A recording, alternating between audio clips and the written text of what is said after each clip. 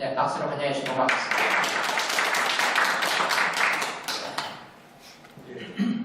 방금 소개받은 이기용입니다. 일단 제가 이 자리에서 이런 주제 넘게 이런 주제로 굉장히 중요한 주제로 발표를 하게 되어서 영광이고요. 한선재단과는 제가 고 박세일 교수님과 스탠포드 대학의 아시아 태평양 연구소 동문회가 있는데요. 제가 거기서 연구원으로 일하는 적이 있습니다. 박사 과정을 마치고. 근데 이제 박세일 교수님께서는 거기에 이제 비지팅으로 오신 적이 있어서 한국에 이제 동문회가 있는데 거기서 배웠는데 제가 이 재단이 이제 시작할 즈음에 팔레스 후배를 어딘가에서 만나서 막 이 팜플렛 같은 거 나눠주시면서 이런 게 있으니까 좀 참여를 하라고 하셨는데 저는 그때 동문회 간사 역할을 하고 있어가지고요. 제가 굉장히 어린 사람이어서 제가 감히 이런데 뭐 끼는 게 말이 되나 싶었는데 어떻게 그게 이제 시간이 한참 지나서 제가 하여튼 이런 귀한 자리에 서게 되었습니다. 그래서 비오셔서 감사하고요. 예. 제가 조영희 교수님께서 저한테 이 주제를 주시면서 이 얘기를 해보라고 했는데 제가 사회학을 공부한 사람이지만은 뭐 교양이나 이런 부분에서는 뭐 사회학사나 사회이론이나 다양한 걸 가르치고 기본적인 학습이 되어 있지만 전문가로서는 이제 요즘 얘기하는 데이터 과학 아니면은 좀 이론적으로 나간다면은 약간 여러분들에게 생소할 수 있겠습니다만은 뭐 경제사회학 아니면 네트워크 과학, 복잡성 과학 좀 더 대중적으로 얘기하면 뭐 정보사회학, 미래사회학 이런 건데요. 근데 어쨌든 제 주전공은 아니지만 이 문제를 좀 고민을 해서 얘기를 해봐라 하셔서 제가 순종하는 마음으로 여기 왔습니다. 일단 안심사회는 아까 이제 총장님께서 소개하신 것처럼 우리가 어떻게 하면 좀 여러 가지 불안 요소가 있는데 안심하면서 살 수 있을 것인가 그런 이제 얘기인데요. 제가 실은 정책 전문가가 아닙니다. 그래서 정책에 대해서 주제 넘게 얘기하기보다는 정책을 수립하기 위해서 어떤 부분을 우리가 좀 숙고해 봐야 된다. 어떤 부분에 대해서 골똘히 몰입해서 생각해보는 부분이 있어야 된다라는 것을 사회과학적으로 좀 알려드리고 싶고요.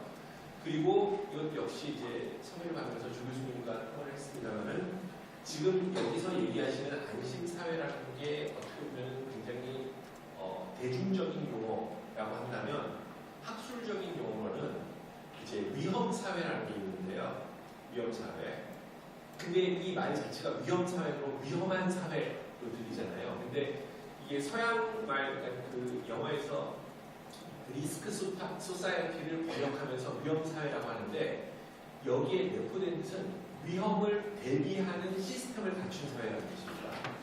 그래서 제가 좀 이따가 말씀드리겠지만 기든스나 우리백 같은 학자들이 위험사회, 그러니까 뜻은 위험을 대비할 수 있는 시스템을 갖춘 사회라는 건데 그 개념을 중심으로 이 얘기를 좀 풀어나가도록 하겠습니다. 주요 내용은요. 안심사회를 이제 위험 대비 사회라는 학술적인 개념으로 푸는 건데요. 여기에 관련된 좀 여러분들에게 딱딱하게 들리실 수도 있겠습니다만 두 가지 중요한 개념이 있습니다. 하나는 이제 성찰이고요. 또 하나는 근대성입니다. 이 두 가지가 어떻게 엮여서 위험사회 또는 위험 대비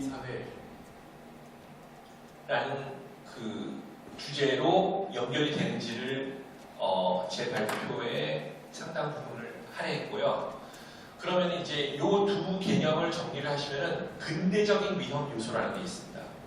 그러니까 이게 뭐 인류에게 사람들에게 위험이 되는 요소가 여러 가지가 있는데 정근대 사회에서 아니면 더 내려가서 이제 원시 사회 이런 데에서는 물론 인위적인 위험이 있었겠지만서도 자연적인 재해 이런 것들에 대해서 더 이제 사람들이 공포를 많이 느꼈다는 거죠. 그래서 거기에 대비하는 사회 제도를 이제 원시적으로만 만들어가면서 인류가 발전해 왔는데 지금 이제 위험사회, 안심사회 이런 얘기를 할 때는요 자연재해를 배제하지는 않지만은 그것보다는 어떤 근대적인 문명 속에서 우리가 이제 굉장히 편리하고 행복을 추구하는 여러 가지 시스템을 만들어 놨음에도 불구하고 거기에 부족한 부분이 있으면서 어떤 경우에는 그것이 엄청난 사회적 피해로 다가올 수 있다. 그럼 거기에 어떻게 대비할 것이냐.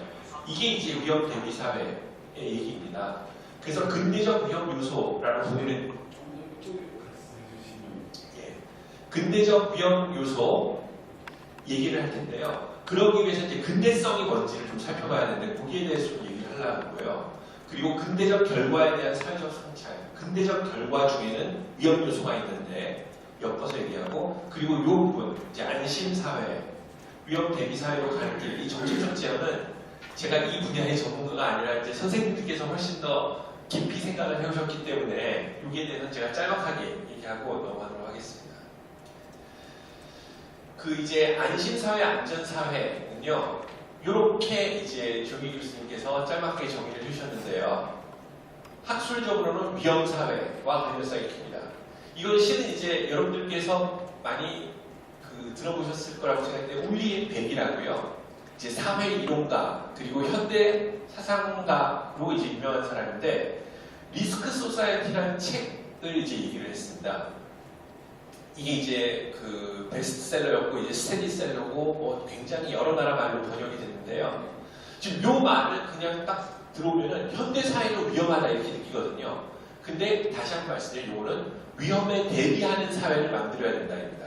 그래서 요게 이제 부제를 보면은 Towards a New Modernity라고 되어 있는데, 여기에서 근대성이라는 개념이 굉장히 중요한 그 개념으로 작용을 하는데, 우리는 근대적인 제도라고 하면은 예를 들면 뭐 좀 이따가 다시 한번 조금 더 자세하게 말씀드리겠습니다만, 산업혁명 전에는 자급자족이었다는 거죠. 근데 이제 대량 생산이 가능해지고 여러 가지 에너지를 사람들이 사용할 수 있게 됨으로 해서 굉장히 편리해지고, 예를 들면 핸드폰, 자동차, 전기, 이 컴퓨터 같은 것들이 인류의 생활을 편리하게 하고 어떤 사람들은 이게 행복을 증진한다고도 하는데, 이러한 고도의 문명이 발달되면서 또 하나의 문제점들이 생긴다는 거죠. 컴퓨터를 사용하다 보면 개인정보가 해킹이 될 수 있고요. 전기를 사용하다 보면 대형 화재가 날 수 있고요. 그러니까 한 번 근대화가 됐는데 그것보다 더 고차원적인 근대성을 추구하는 것이 위험 대비 사회다 라는 뜻이 바로 책 표지에 담겨져 있습니다. 그래서 울리 백, 이제 안토니 기든스 이런 이제 조금 더 고전적인 사상가도 기여를 했는데요. 그 사람들이 정리한 개념으로서 근대화 과정에서 인위적으로 만들어진 정치적, 경제적, 사회적, 기술적 위험 요소들의 사회가 대처하는 방식 또는 그것을 갖추어 나가는 사회가 위험 대비 사회다. 근데 이걸 이제 학자들은 위험 대비 사회라는 뜻을 알기 때문에 위험 사회로 줄여서 얘기합니다. 그렇지만 여러분들께서는 위험 사회를 그 말을 들으실 때 위험한 사회가 아니라 아주 고차원적인 위험을 대비하는 그런 성찰성을 갖고 있는 사회라고 생각을 해주시면 좋겠습니다. 이제 여기서 이제 다시 한번 말씀드리면 기든스, 백 등이 거시적 사회 변동을 다루는 사회 이론가들인데요. 그러한 맥락에서 얘기를 합니다. 그러니까 예를 들면 여기에서 아주 간단한 어떤 조그마한 사고가 일어나는데 이걸 어떻게 대비하는 것이냐 이런 차원에서 말씀드린 게 아니라 제도적이고 어떤 역사적인 그리고 어떤 굉장히 대형의 어떤 위험 같은 것들을 대비하는 사회죠. 그러면서 여기에서 이제 성찰과 숙고의 문제가 나옵니다. 이걸 이제 보통 영어로 리플렉시비티라고 그러는데요. 그럼 이 성찰과 숙고의 문제는요. 야, 우리가 지금 200~300년 전에 비해서 생산성이 굉장히 올라왔기 때문에 우리는 편리하고 행복하다.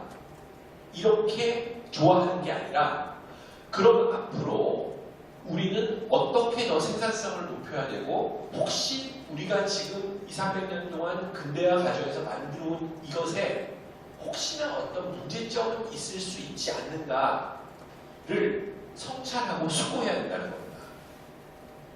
그러니까 이제 뭐 옛날에 비해서 요즘이 너무 좋아졌다. 옛날에 핸드폰 같은 거 상상이라도 했냐?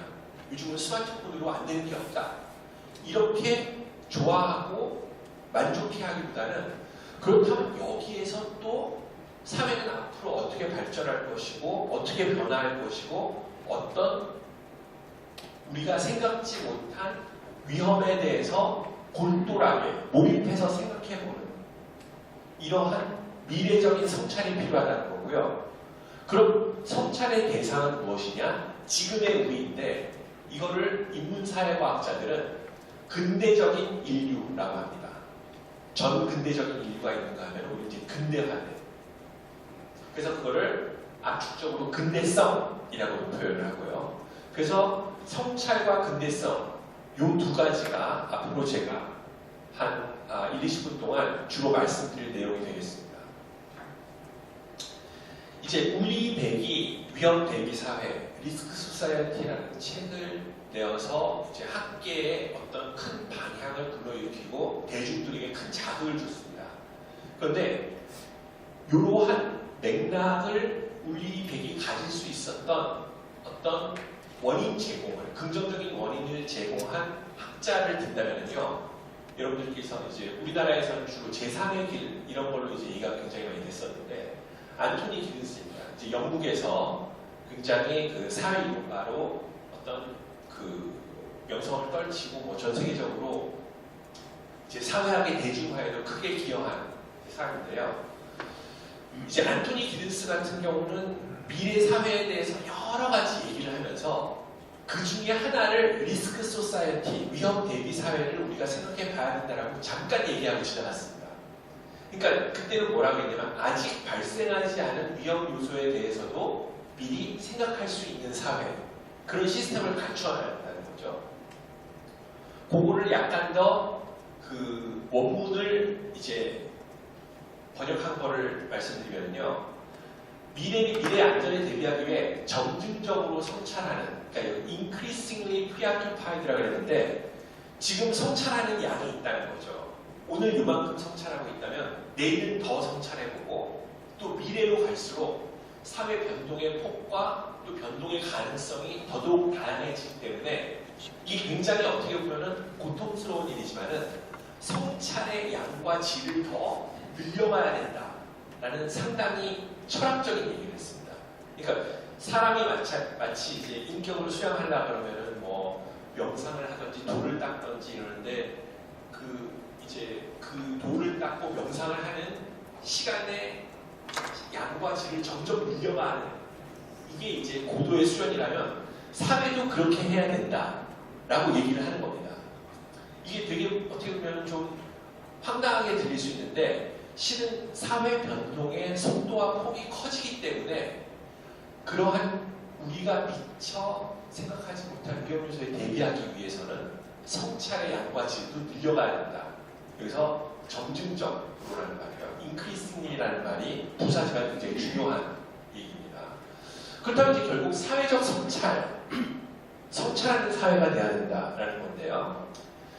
기든스는 이제 여러 가지 얘기를 하면서 위험 대비 사회라는 개념을 쭉 던졌는데 그거를 울리 백이 받아가지고 굉장히 이제 심층적으로 논의를 한 거죠.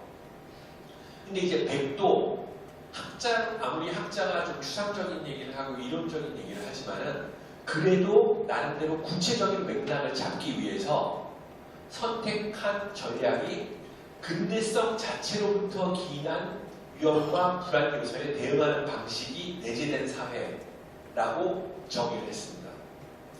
그러니까 전 근대적인 사회에서 있었던 여러 가지 위험 요소가 예를 들면 자연재해 같은 것들이 근대 사회에서도 존속하고 있죠. 계속 있죠.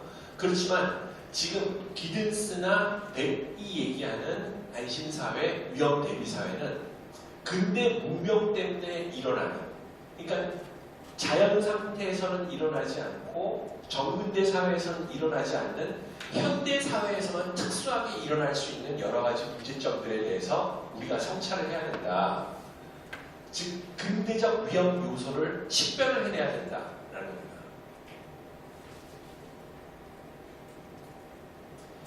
그럼 여기에서는요, 사회적 성찰이라고 했을 때 이건 이제 사회과학자들이 사실은 아주 자주 쓰면서도 이제 심층적으로는 정의하지 않고 넘어가는 그런 부분들 중에 하나이기도 한데요. 여기에서는 전제가 있습니다. 사회적 성찰을 얘기할 때 사회 자체가 하나의 독립된 체계라는 겁니다. 지금 이 얘기는 뭔가 하면요, A, B, C 세 사람이 모여서 어떤 단체를 만들었을 때 A의 성향과 B의 성향과 C의 성향이 합쳐진 어떤 단체가 만들어지는 것이 맞죠. 그런데 지금 제 입장에서 한선재단에 왔을 때는요, 한선재단이라는 건 이미 만들어져 있었어요. 근데 제가 여기 와서 얘기를 하는 겁니다.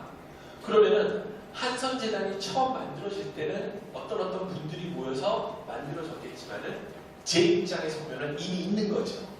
그리고 제가 바깥에서 관찰을 하면은 어떤 분들이 새로 가입도 하시고 또 사정이 있으신 분은 탈퇴도 하시고 이런 식으로 한선재단이라는 게 마치 독립된 하나의, 그래서 이제 법인이란 말이 있죠. 법인.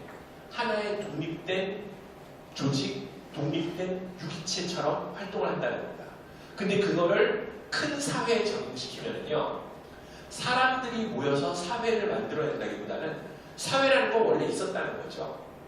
거기에서 사람이 태어나고 또 돌아가시고 또 어떤 사람은 이 동네로 이사를 오고 이민을 오기도 하고 다른 동네로 이사 가기도 하고 또 다른 나라로 이민 가기도 하고, 그러니까 대한민국이라는 사회, 서울시라는 사회, 한선재단이라는 사회, XX대학교, YY 대기업, 이런 것들이 하나의 독립된 체계라는 겁니다.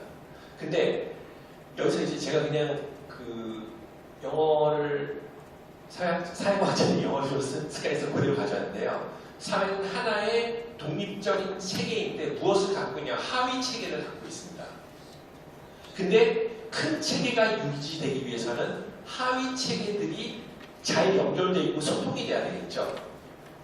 그래서 제가 이제 여기에 대해서 약간 더 말씀드리면은, 이제 구조기능주의, 타콘 파슨스나 사회유기체론, 시스템이론, 복잡계학, 이런 것들이 사회과학적이기도 하고 자연과학적이기도 하고 굉장히 다학제적인 얘기인데요. 여기에서 공통적으로 갖고 있는 사회관이 무엇이냐면은, 사회는 하나의 생물체, 독립된 유기체처럼 작동하면서 합의를 통해서 위험에 반응한다입니다. 사회는 그러니까 개인이 스스로 방어 체계를 갖추는 것처럼 운동도 하고 무술을 배우기도 하고 뭐 이런 것처럼 사회 역시 그런다는 거죠. 그래서 큰 시스템 안에서 작은 시스템들이 유기적인 관계를 맺으면서 존재하고 재생산된다라는 겁니다.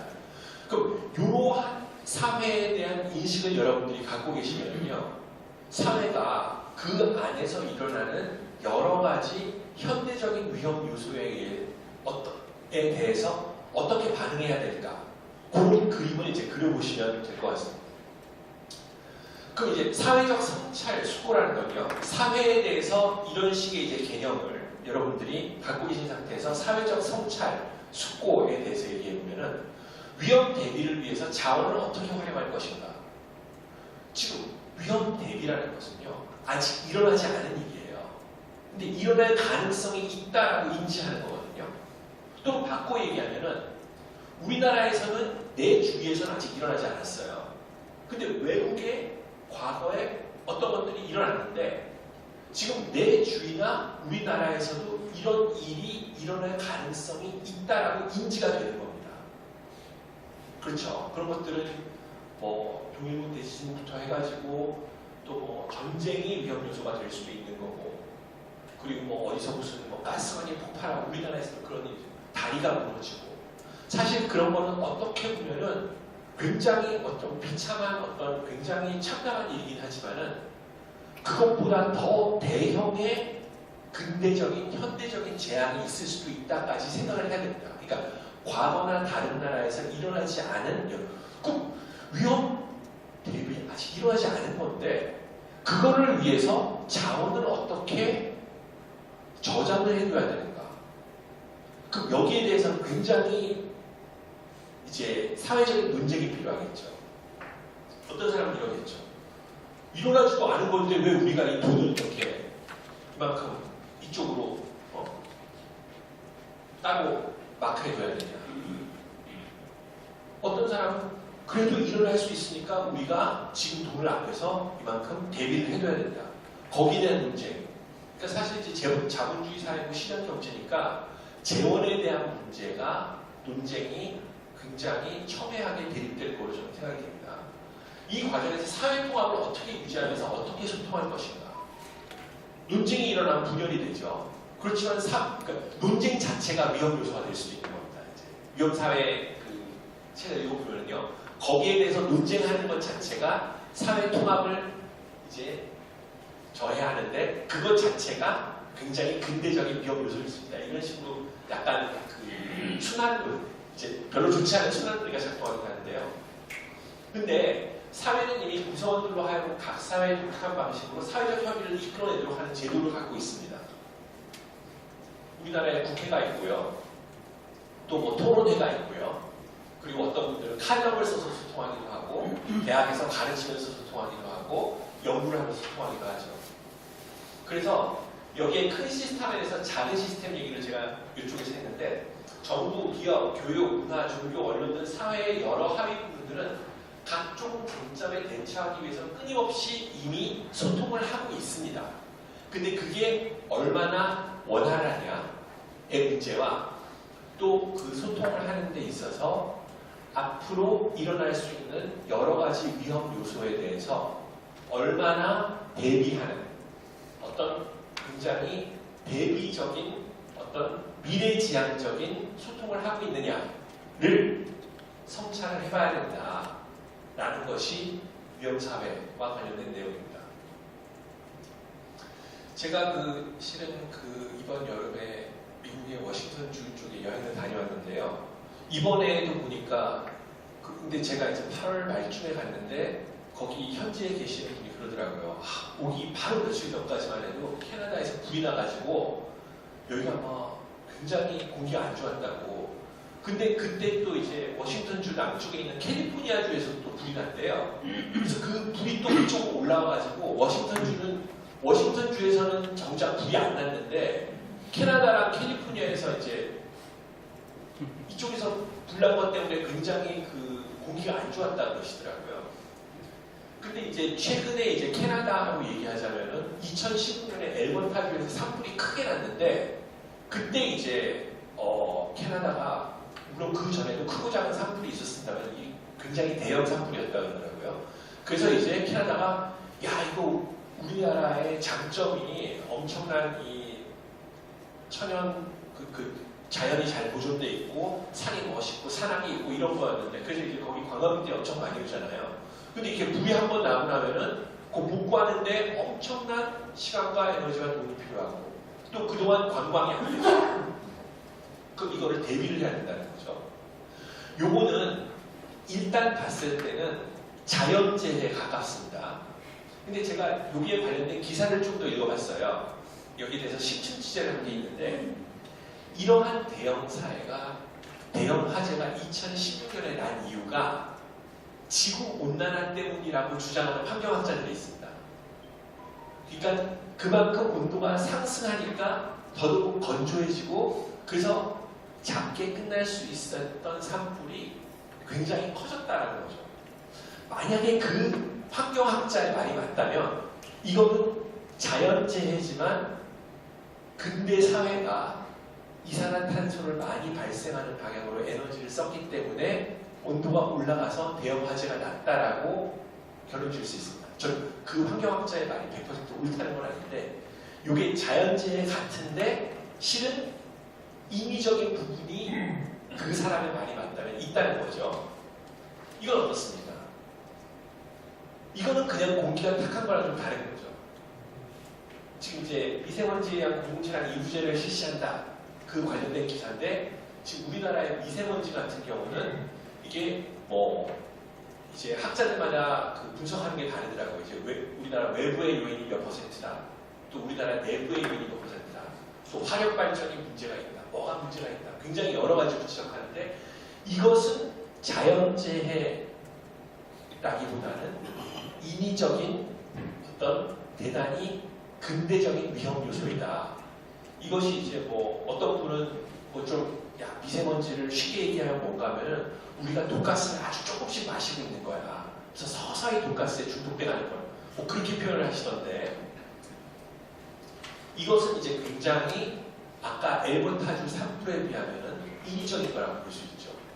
그럼 굳이 얘기하면은 올리 벤튼이 얘기하는 근대적 위험 요소는 이쪽에 더 이제 가까운 내용들이라고 할 수 있습니다. 단 근대화가 진전된 지 산업혁명이 일어난 지 이제 2, 3세기가 지났다라고 치면은 지구온난화 때문에 이 산불이 이렇게 대형화가 되었다는 게 사실이라면 여기에도 인위적인 부분이 있다는 거죠. 그래서 근대적이라는 건 뭔지에 대해서 약간 좀 얘기를 하고 넘어가고 싶습니다. 근대는 언제부터인가? 시간 관련된 개념이 그리스어로 이제 헬라어, 고대 그리스어로 두 가지가 있는데 크로노스는 측정이 되는 시간이고요. 몇 초, 몇 월, 며칠 이런 거고요. 카이로스는 의미의 시간입니다. 오늘은 세리나가 있는 날이다. 내일은 내 친구의 생일이다. 다음 달에는 우리 증조 할아버지 제사가 있다. 근데 근대는 여기서 의미의 시간인데요. 보통 유럽의 르네상스 종교개혁, 이걸 좀 묶어서 얘기하죠. 프랑스 혁명, 산업혁명들 어떤 이러한 대사건 이후에 새로운 사고방식이랑 새로운 어떤 정치 경제 시스템이 유럽에서 시작하는 것이 전 세계로 확산된 것입니다. 지금 제가 국회의원 회관에 와 있지만은 제가 이해하는 바로는 사회과학자로서 이해하는 바로는 우리나라의 현재 국회라는 것이 대단히 근대적인 기관인데 그리고 굉장히 중요하고 우리의 어떤 삶에 영향을 많이 주는 기관인데요. 조선시대의 의회와 비슷한 기관이 있었죠. 근대적인 의회와. 그거를 계승했다기보다는 서양에서 발전된 대의제가 우리나라에 이렇게 만들어진 것입니다. 그래서 이제 유럽에서부터 근대가 시작되었다라고 사회과학자들, 역사학자들이 보통 이제 공통적으로 인식하는데요. 그럼 그 근대 이후에 그 전에는 없었는데 그 이후에 생겨난 요소가 무엇인지를 알기 위해서는 근대적이라는 걸 어떻게 정의하는지를 잠깐 짚고 넘어가야 한다는 거죠. 그래서 이제 요 세 가지를 다루면요. 이제 세계관의 다양화, 지금 뭐 르네상스나 종교개혁의 그 결과가 굉장히 다양하죠. 그런데 이제 사회과학자들이 근대성이라는 데 초점을 두고 얘기할 때는 세계관이 다양화됐다 라는 부분에 방점을 찍습니다. 그러니까 뭔가 하면은 이제 종교개혁이랑 르네상스가 비슷한 시기에 일어났는데 사람들이 종교개혁은 예를 들면 1517년 10월 말이면은 뭐 굳이 얘기하면 바로 며칠 전 그러니까 10월 말이 종교개혁 501주년이었다라고 해가지고 뭐 종교계에서는 행사를 많이 했는데 요거는 좀 이렇게 정확히 시간이 좀 있습니다. 아무리 의미의 시간으로 부여한다 해도 측정할 수 있는 시간이 있는 거죠. 그러니까 요거는 약간 북유럽 쪽이에요.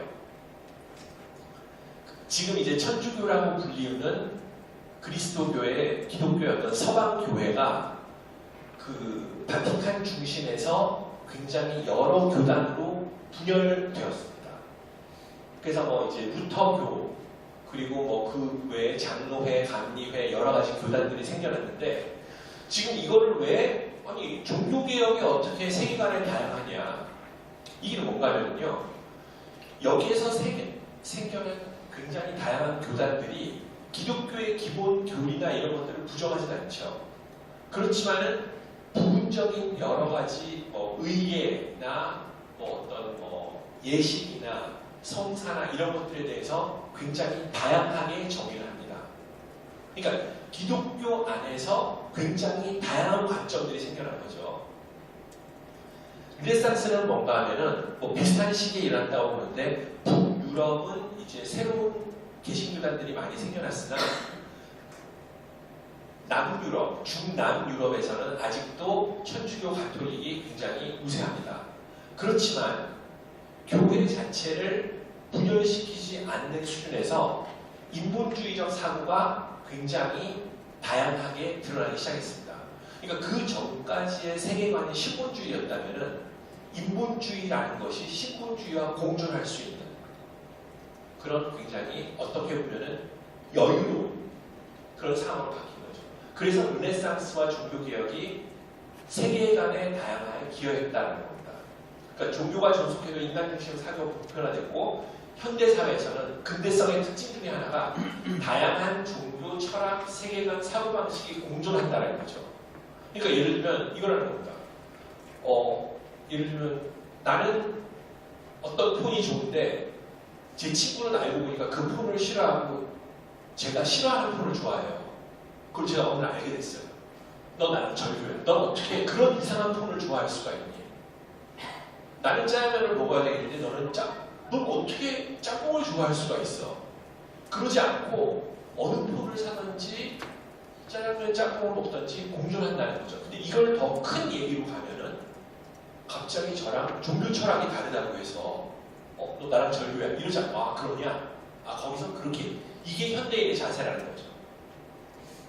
그런데 여기에서도 문제가 발생할 수 있다는 것을 여러분들이 좀 생각을 해보시면 좋겠고요. 어떤 문제가 발생할 수 있는지. 프랑스 혁명은 이제 대의제, 제가 참 국회에 와서 대의제 말씀드리기가 좀 죄송하긴 한데 인치로부터 법치로 가는 이런 과정이 있는 겁니다. 물론 프랑스 혁명 전에요. 영국식 입헌군주제가 성립을 했습니다. 명예혁명 그리고 권리장전 제정 등을 통해 가지고 이제 군주가 있지만은 통치하지 않는 의회만 통치하는 식으로 바뀌었습니다.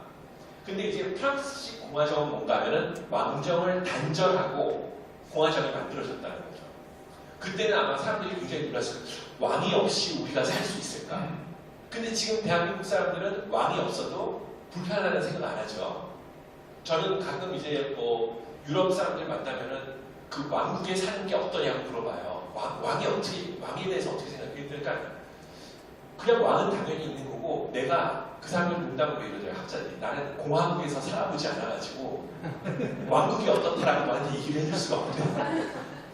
근데 저는 이제 왕이 없다는 게 불편하지 않은데 그때 프랑스에서 왕정을 단절시키고 공화정을 만들었을 때 그 주변 국가들은 엄청나게 큰 충격이 있었을 거라는 거예요. 그렇지만 프랑스는 공화정이 되고 나서 어떤 복지제도나 이런 측면에서 굉장히 모범적인 나라로 됐고 지금도 대략 그러합니다. 그러면서 이제 굉장히 재밌는 게 누진세 개념이 프랑스 혁명선언에 이미 나와 있죠. 사람과 시민에 관한 권리선언 거기 보면은요. 누진세 개념이 도입돼가지고 현대적 복지가 제도화됩니다.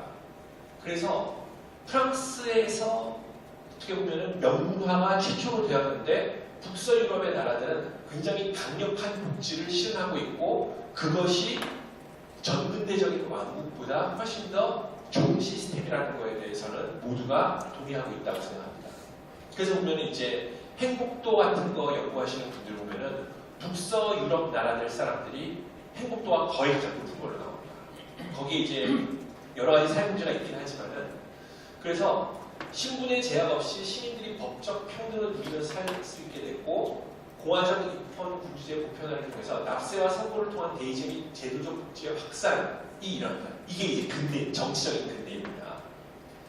산업혁명은 이제 공업의 급속한 발전이 일어난 건데요. 증기기관 철도 공업단지가 영국, 네덜란드, 북서유럽을 중심으로 농림수산업을 대체하기 시작했죠. 그래서 이제 생산 방식의 근대화가 일어나는데 간의 수공업을 하다가 집안에서 뭘 만들다가요. 선대제 누가 선불을 좀 합니다. 야, 내가 그 다음 달 말까지 이 의자 500개를 너한테 살 테니까 반값을 미리 주마. 그렇지만 다음 달 말에 내가 의자를 500개를 가지고 올 때 나머지 대금을 다 주마. 그게 선대제입니다. 매뉴팩처는 장인들과 노동자들을 모아서 공장에서 생산을 전담하도록 하는 시스템을 만드는 공장이 만들어졌다는 거고요.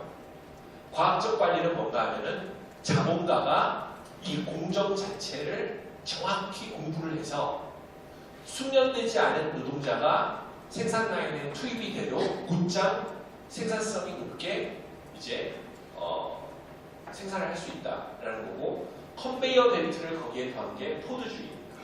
그래서 선대제나 매뉴팩처 이때쯤을 이제 보통 산업혁명이 일어나는 시기로 보는데 경제활동의 목적이 자급자족이 아니라요. 아주 표면적으로 노골적으로 대량 생산을 통한 이윤급대로 바뀌었다는 거죠. 그게 이제 근대적인 경제입니다. 정보 산업의 발전도 같은 맥락에서 이해할 수 있어요. 생산성을 효율적으로 하고 어떤 정보를 어떻게 급속도로 여러 사람에게 퍼뜨리냐 이런 문제입니다. 이런 것들이 근대라는 겁니다. 그래서 근대에서 굉장히 편해진 것들이 많은데 그럼 이런 근대화된 시스템에서 근대적인 시스템에서 새로 발생할 수 있는 문제가 뭔지를 좀 생각해 봐야 된다. 그게 결국 위험 대비 사회거든요. 르네상스 종교개혁 이후에 다양한 어떤 세계관이 공존할 수 있는 사회로 바뀌었는데 아직 일부 소수의 견해, 인권이 보장되지 못한다라는 비판이 있습니다. 그러니까 증오 범죄의 확산과 사회적 분열이 아직 있다는 거죠. 그리고 프랑스 혁명 이후에 대의제가 확립이 됐는데요. 그래서 이런 좋은 점들이 있는데 대의제 정당제의 한계로 인해서 NGO나 시민사회라는 게 제도권 약간 바깥에서 성장을 했죠. 그래서 제도권에 있는 정당과 정치인들에게 압력을 넣습니다. 물론 그쪽에서 이제 제도권으로 진출하는 경우도 있고요. 그렇지만 현대 정치가 민의를 충분히 반영하고 있느냐? 그렇지 못하다라는 비판이 있습니다. 그래서 결국 뭔가 하면은 어떤 시민사회나 소위 뭐 제3섹터, NGO들이 정당과 제도권에 대해서 견제를 하고 압력을 계속 넣음에도 불구하고 정쟁에 의한 사회적 에너지가 계속 소모되고 있다. 이런 비판들이 끊이지 않는다는 거죠. 그리고 이제 대량 생산 체제의 구축이 일어났는데 그래서 생필품이나 기술지원적 상품이 대량 생산으로 일상의 편의를 증진하는 것은 분명한데 화석 원료 원자력 사용으로 공해 대장의 위험이 지속되고 있다. 그래서 실은 이제 우리 백 같은 사람이 그 위험 대비 사회를 얘기했을 때 환경 문제가 큰 제한이 될 것이다. 이런 식으로 이제 사례를 많이 들었습니다. 그리고 이제 우리나라의 경우에는 환경 정책과 관련된 논쟁이 되게 이념화돼서 이런 주장을 하면은 당신은 정치적 배경이 뭐야? 그러니까 나랑 이해가 안 돼. 이런 식으로 가는 경우가 많다는 거죠. 그러니까 이념화가 됨으로 해서 협의가 부재하게 되면은 이런 산업혁명의 근대적 폐해라고 생각할 수 있는 부분이 분명히 있다라는 겁니다. 그래서 이제 안심사회로 가는 길, 위험 대비 사회로 가는 길을 얘기할 때는요, 사회적 성찰을 통해서 근대적인 위험 요소를 구체적으로 식별해야 된다. 이 얘기가 굉장히 딱딱하고 어렵게 들리실 수 있겠는데요. 지금 제가 여러분들께 말씀드리고자 하는 부분은 뭔가 하면 지금 현재 우리나라 사회에서 또는 여러분들 주위에서 근대성의 어떤 장점을 저해하는 요소가 뭔지를 이거를 식별을 해야 된다는 겁니다. 지금 이제 그 한선재단에서 공동체적 자유주의 이런 굉장히 고상하고 굉장히 어떻게 보면은 굉장히 큰 개념으로 이 세미나를 진행하고 있으시다고 알고 있습니다. 그러니까 그걸 약간 좀 쉽게 풀어보자면 자유주의라는 것은 개인의 자유가 근대사회에서 당연히 보장돼야 되죠. 그렇지만은 그것이 어느 정도 보장될 것인가에 대해서 제가 봤을 때는요, 공동체적인 성찰을 해야 된다는 거거든요. 근데 이 위험 요소에 대해서도 우선순위가 뭐지? 어떤 게 가장 위험하다고 이 공동체 아니면 이 사회가 우리 사회가 협의할 수 있는지부터 구체적인 식별 과정이 있어야 된다는 겁니다. 그래서 식별을 함으로써 문제의 이제 잠정적인 문제의 리스트를 만들어 놓고 우선순위를 정하는 작업 이런 것들이 있어야 된다는 거죠. 그래서 이제 모니터링 대응 기구를 만들어내야 됩니다. 사회적 변화에 따라서 달라질 위험 요소를 상시적으로 모니터하고 대응하기 위한 제도적 장치를 마련해야 한다는 거죠. 지금 이게 어떻게 보면 이제 이념의 문제와도 관련이 있을 수 있는데, 최근에 제가 이걸 월요일에 자료를 넘겼거든요. 그 이후에 혹시나 제가 무슨 업데이트 해가지고 발표 내용에 써야 될 게 있을까봐 이제 언론을 좀 봤는데 얼마 전에 이제 코스피가 굉장히 떨어졌잖아요. 그러니까 거기에 대해서 그 개인 투자자들이 정부가 어떻게 대책을 좀 세워라. 근데 제가 이제 아까 말씀드렸지만 전공 중에 하나가 경제사회학이라서 외국 경제 기사를 많이 보는데 제가 알기로는 뭐 예를 들면 뭐 유럽 증시나 미국 증시가 떨어졌다 그래가지고 일본이나 중국은 가끔 그런다는 것 같은데 떨어졌다 그래가지고 투자자들이 정부 보고 대책 세워라 이런 나라는 잘 없거든요. 그런데 이게 어떻게 보면 그냥 한국의 특수성이나 아니면 이게 우리가 후진적인 경제이기 때문이다 이렇게 치부하고 넘어갈 만한 문제가 아니라 한국식의 근대 경제에서는요 이게 사람들이 사회적으로 풀어야 할 문제라고 느끼고 있다는 거예요. 그럼 뭔가 하면은 다른 문화권에서는 이거를 사회적인 문제로 식별하지 않는데 또는 정부가 대처해야 할 문제로 식별하지 않는데 우리 사회에서 그렇게 식별을 한다는 거거든요. 그럼 거기에 대해서 야 우리 더 이상 이거는 정부가 책임져야 할 문제로 거론하지 말자라고 하던가 아니면은 거래소나 이런데 어떤 장치를 달아가지고 폭락을 방지할 수 있는 제도적 장치를 더 만들어내자 이런 것들을 식별을 해야 된다는 겁니다. 이게 단순히 외국은 우리나라랑 다르니까 우리는 특수성이 있으니까 우리가 더 특이하니까 후진적이니까 이렇게 치부하고 지나갈 문제가 아니라 구체적으로 식별을 해서 계속 협의를 해야 되는데 이게 상시적으로 모니터할 수 있어야 된다는 겁니다. 그래서 식별된 위험 요소에 어떤 방식으로 대비할지에 대한 사회적 협의를 도출하고 그러니까 어떤 시스템을 만들 것인가, 제도를 만들 것인가, 재원을 어떻게 확보할 것인가, 예비해 둘 것인가 이런 문제를 논의해야 된다는 거죠. 이제 거의 끝나가는데요. 저한테 그 이 발표를 맡기실 때 정책적 재원에 대해서 한 줄을 쓰라고 하셨는데 제가 뭐 정책 부분은 여러분들께서 훨씬 더 깊이 고민하신 분이라서 제가 감히 이제 잠깐 써봤습니다. 지금 이제 그 울리 덱이나 기든스 이런 사람들이 유럽 학자인 이유도 있겠지만은 결국 위험 대비 사회는요 우리나라의 입장에서 보면은 거시적인 사회 시스템이 그 강력한 복지 국가로 가는 과정에서 한번 짚고 넘어가야 할 문제라고 생각합니다. 지금 이제 그 2016년 통계를 보면요, 우리나라는 그 OECD 회원국들 중에서 사회복지 지출이 사실 좀 낮은 편입니다. 그리고 이제 서유럽, 북서유럽 국가들은 25% 이상인데요. 저는 사회복지 지출이 많은 게 좋다라고 얘기하는 게 아니라 지금 이 위험 대비 사회라는 것은 아까 말씀드린 대로 일어나지 않은 위험에 대해서 상상력을 동원해서 이게 만약에 일어난다면 어떤 큰 피해가 있을 수 있으니까 대비하자인데 그러기 위해서는 복지 부분에서의 협의가 더 이루어져야 된다는 거죠. 그래서 이제 우리나라에서 사회복지학자들은 대부분의 경우 우리나라는 아직 OECD 기준으로 저부담 저복지이기 때문에 중부담 중복지 정도까지는 가야 된다.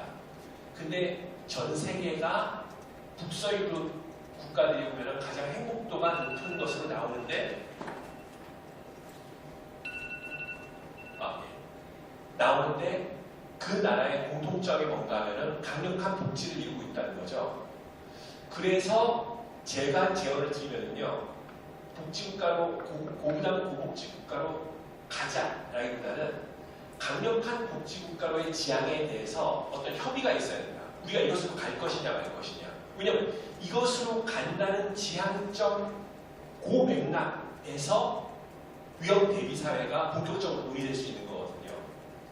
그리고 그렇다면은 어느 정도의 안심국가 또 어떠한 형태의 안심국가를 우리가 원하는지에 대한 합의를 도출을 해야 되고요. 그리고 거기에 대해서 사회적 합의가 있다면 무엇부터 어떻게 대비해 가야 할 것인가, 무엇부터 어떻게 바꿔놔야 할 것인가에 대해서 이제 이런 식의 절차를 거쳐서 안심국가에 대해서 좀 구체적으로 얘기할 수 있는 기회가 앞으로 많이 생겨나기를 바랍니다라고 말씀드리면서 제 발표를 마치겠습니다.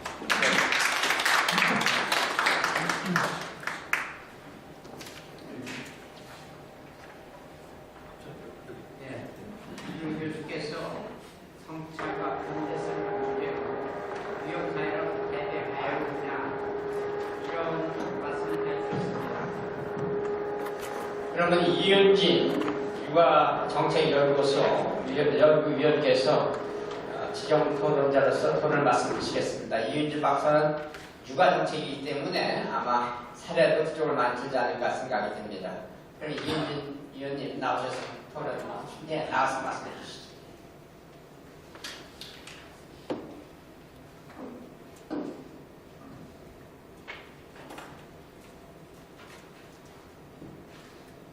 안녕하세요. 저는 이윤진이라고 하고요. 이규호 교수님께서 너무 깊이 있는 강의를 광범위한 그런 주제를 너무 깊이 있게 강의를 잘 해주셔가지고 오랜만에 너무 지적으로 좀 충만한 시간이 되면서 제가 토론이라는 걸 잊고 진짜 너무 빠져들어가지고 강의를 들었던 것 같아요. 근데 사실 이 발제문을 처음에 보고서 제가 이걸 토론을 어떤 식으로 해야 될까 너무 고민스러운 거예요. 어떻게 보면 주제가 현실에 가장 맞닿아 있는 주제이기도 한 반면에 굉장히 또 추상적일 수 있는 그런 개념이어가지고 거기에 대한 고민을 사실 좀 했었습니다. 그래서 저는 사실 사회복지학 박사고요. 사회학 쪽에 이론이 좀 무지합니다. 그래서 공부를 해가면서 이걸 어떤 식으로 풀어야 될까 고민을 좀 해봤는데요. 두 가지 먼저 질문을 조금 드릴게요. 이따가 답변을 조금 해주셨으면 많은 도움이 될 것 같은데, 첫 번째로 이제 제가 고민했던 것이 결국은 이제 여기서 교수님께서 설명하고 계시는 게 위험 사회에 대비하는 안심 사회 개념을 제시하시면서 이제 여러 가지 것들을 쭉 나열을 하시면서 역사적인 맥락에서도 이렇게 쭉쭉 오면서 결국은 복지 제도의 강화라는 결론까지 정치적 제안까지 이렇게 내주셨는데, 최근에 그렇다면은 한국에서의 근대적인 위험 요소는 무엇이라고 보시는지가 사실 궁금합니다. 그리고 지금 제가 좀 말씀드리고자 하는 거는 최근에 우리가 느끼고 있는 위험사회라고 할 수 있는 한국에서의 지표, 내지는 증상이 무엇인가에 대해서 그냥 같이 좀 고민을 해보는 시간을 가지는 것이 실질적인 합의가 되지 않을까 싶은 생각을 해봤습니다. 일단 교수님 말씀에 굉장히 동의를 하는 게요. 위험 사회에 대한 가장 큰 대비는 일반적인 얘기인데요. 복지제도의 실질적인 구축이라고 하는 결론에 동의를 합니다. 그렇다고 하면은 우리에게 오는 한국에서의 위험이 뭐라고 할 수 있냐 생각을 해봤더니 세 가지 정도로 제가 분류를 해봤어요. 첫 번째로는 제가 생각하기로는 물질적인 위험입니다. 그리고 두 번째로는 환경적인 그런 위험이 될 수가 있겠고요. 세 번째가 가장 실질적으로 다가오는 위험일 수가 있겠는데, 사람들 간의 불신이라는 게 굉장히 큰 위험 사회를 이해하는 데 있어가지고 그런 이념적인 위험의 한 요소라고 생각을 합니다. 첫 번째 물질적 위험이라는 거는요, 결국은 그런 부의 분배, 재분배를 다 포함을 하고 최근에는 청년 실업 문제까지도 이게 위험 사회의 가장 큰 증상이라고 보여지고요. 두 번째 환경적 그런 위험 같은 거는 근대화 내지는 산업화 이후에 여러 가지 발생한 그런 환경 문제를 포함해서 최근에 원전 문제에서 굉장히 논란이 많이 되고 있죠. 거기에 관한 이야기들. 그다음 세 번째로 불신과 관련해서는요, 굉장히 저는 이 부분을 심각하고도 좀 한국 사회에서 가장 리스키한 부분으로 요즘에 닥쳐온 부분을 생각을 하고 있는데요.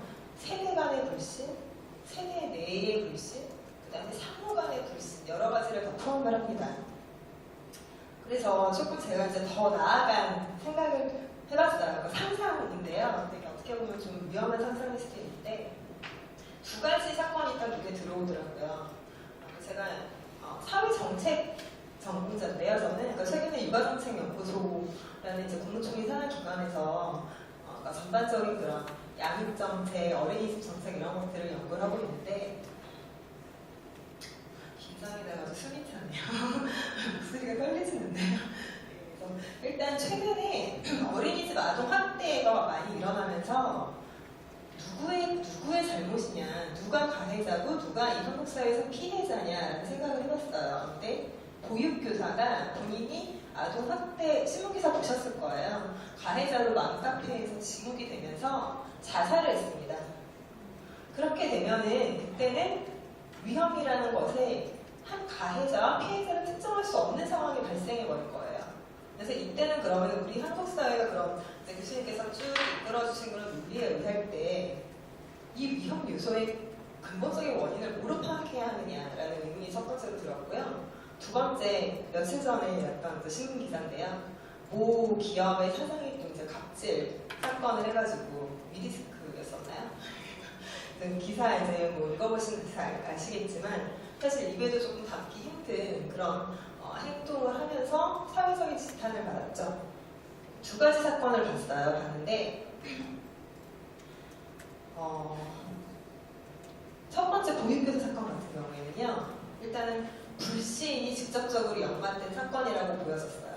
그게 점차 심화가 되면은 이건 단순히 어린이집에서의 부모와 교육교사, 아동과 주변 사람 간의 그런 위험 요소를 발생시키는 요소가 되겠지만 이게 한 사회로 확대가 되고 국가적인 차원으로 확대가 된다면은 걷잡을 수 없는 요소가 있고 여기서의 소통 구조가 인터넷이라는 것에 주목을 했습니다. 저는. 그러니까 인터넷이 최근에 아까 교수님께서 말씀하신 사회적인 협의 기구의 그런 필요성, 어떻게 보면 중재 기구 같은 것들도 필요하고 여러 가지 그런 거버넌스를 다 포함을 하는 것 같은데 최근에 우리가 소통할 수 있는 기제는 인터넷이라는 건데 그 자체가 자유롭고 서로 상호 대등한 소통 구조를 이뤄내고 있느냐, 위험 사회에서 그런 소통 구조를 대변할 수 있는 하나의 기제가 되느냐에 대한 의문이 좀 사실 들었었고요. 두 번째로 이제 위디스크 사건 같은 경우에는 물질적인 위험이랑 연관이 되어 있다고 볼 수 있는데 최근에 그러니까 우리는 자유시장 경제주의 질서 하에서 생활을 하고 있는 사람들이고 한국 사회는 그렇게 가고 있는 게 맞고 지금 여러 가지 그런 폐해도 있지만 기본적인 걸 지켜야 하는데 이때 자본가들의 역할 문제를 좀 생각을 해봤습니다. 그게 위험, 그러니까 물질적인 위험이 뭐 부의 제공의 소득 제공이 너무 이렇게 깊은 얘기까지 나가기 전에 그런 자본가들의 사회적인 책임이라는 부분을 좀 생각을 해봤어요. 이게 올바르게 정립이 되지 않으면은 그런 현대 지금 사회에서의 그런 복지 문제까지 논하기 이전에 굉장히 리스키한 결과를 초래할 수 있다. 그러면서 또 생각을 해봤던 게 이건 조금 너무 나간 걸 수도 있는데 옛날에 아까 이제 교수님께서 프랑스 혁명 쭉쭉 얘기해 주셨는데 저는 러시아 혁명 요즘에 약간 생각이 조금 났어요. 예, 그러니까 그게 이제 1905년도, 1917년도 너무 옛날 얘기긴 한데 그때 볼셰비키 강령에서 사람들이 입건했던 말 세 개가 땅이랑 평화랑 토지 세 개였었잖아요. 그때가 이제 그 부족하게 그거를 갈구했던 이유가 경제력 상태의 탄탄 내지 여러 가지 그런 사회적 분열 때문에 이런 일들이 일어났었는데 그때